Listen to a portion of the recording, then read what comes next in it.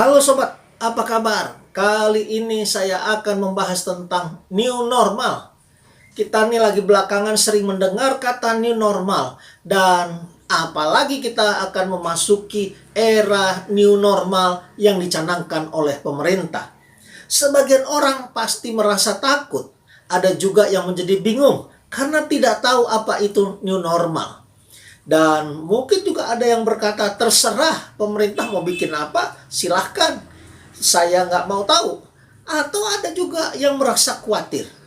Dan masih banyak lagi orang yang menanggapi dengan berbagai reaksi tentang new normal yang akan diberlakukan dikaitkan dengan masa pandemi COVID-19 ini.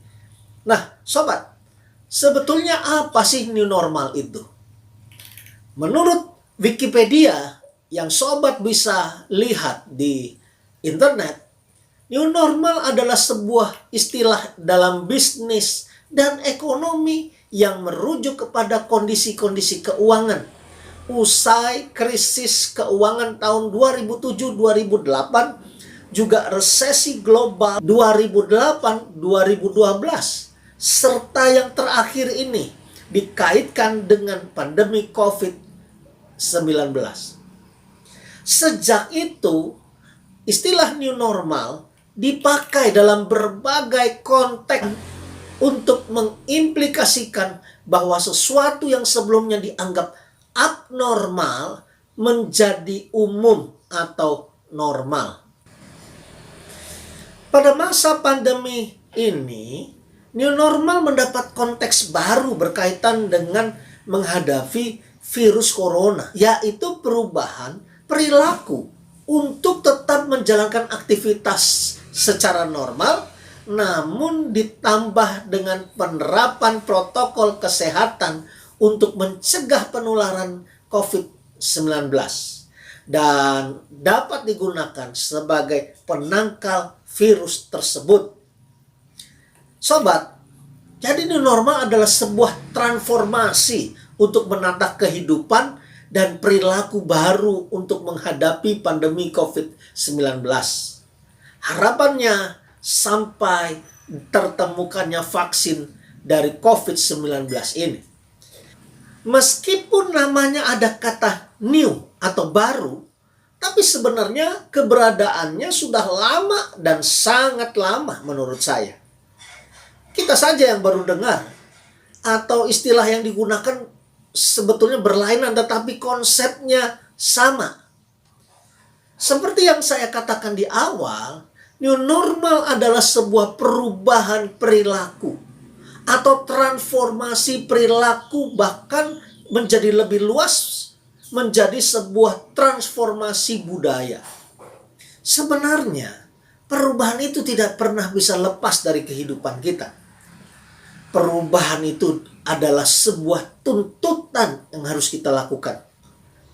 Kehidupan kita sehari-hari saja membutuhkan perubahan.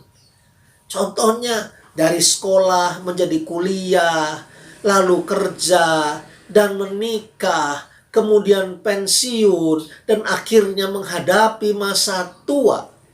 Semuanya itu adalah perubahan. Teknologi juga berubah. Telepon juga berubah.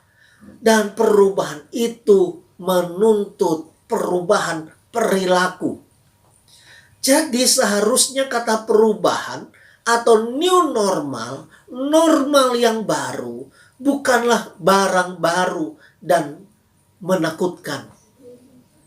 Karena manusia harus berubah. Tidak berubah justru menerima masalah. Jadi kehidupan new normal itu sobat ada, bisa karena pilihan dan ada juga karena dipaksakan. Contohnya new normal yang akan diberlakukan esok atau sebentar lagi, yaitu perubahan hidup yang dipaksakan oleh karena adanya pandemi ini. Jadi model perubahan yang dipaksakan. Nah, sekarang bagaimana dengan kehidupan rohani? Kehidupan rohani pasti ada perubahan. Kalau ada perubahan fisik, maka tentunya kehidupan rohani juga ada perubahan. Dan perubahan perilaku dalam kehidupan rohani ini sudah lama sekali ada. Sejak mula penciptaan dan kejatuhan manusia ke dalam dosa. Kita bisa lihat di dalam kehidupan Adam dan Hawa. Mereka harus berubah ketika mereka berbuat dosa. Dari menjalani perilaku hidup yang menyenangkan di Firdaus, mereka terpaksa dibuang keluar dan menjalani perilaku yang berbeda.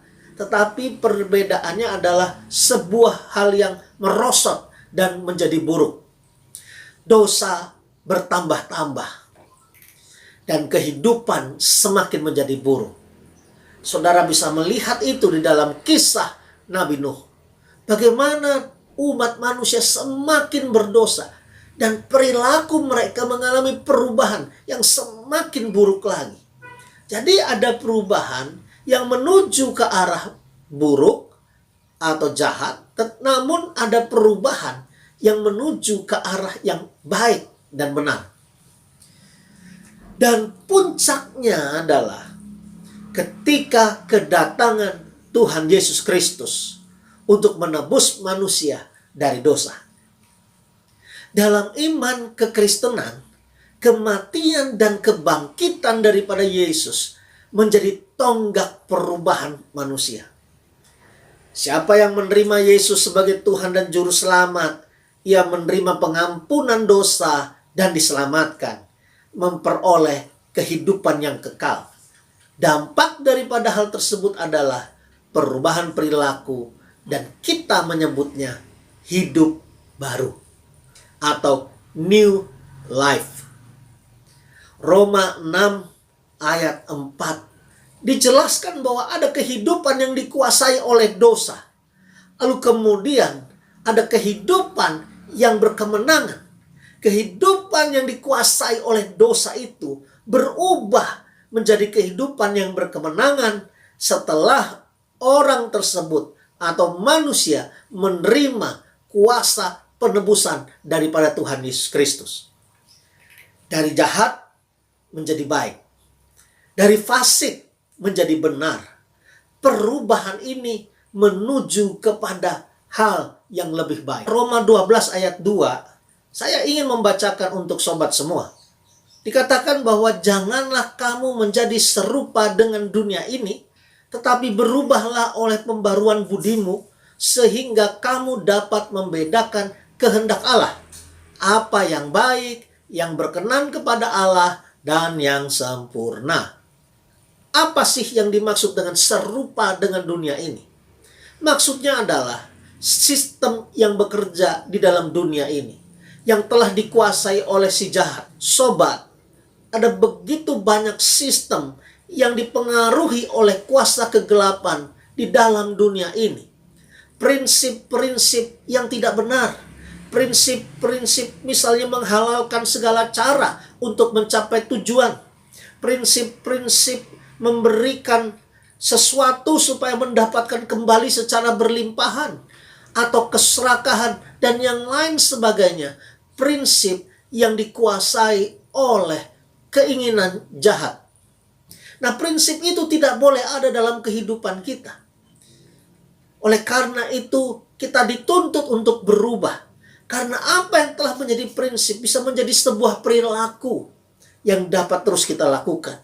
Oleh karena itu, kita tidak boleh serupa dengan dunia.